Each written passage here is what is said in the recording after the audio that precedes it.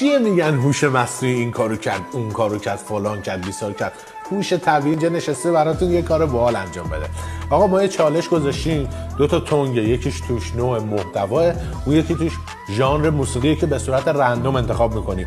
هر چیزی که در اومد با هم ترکیب میکنیم، ویدیوشو میسازیم، تقدیم شما میکنیم. بریم برای نوع محتوا. اخبار. اخبار. بریم برای ژانر موسیقی. گنگ. منم که عاشق گنگ و بریم اخبار گنگ درست کنیم ببینیم چی میشه.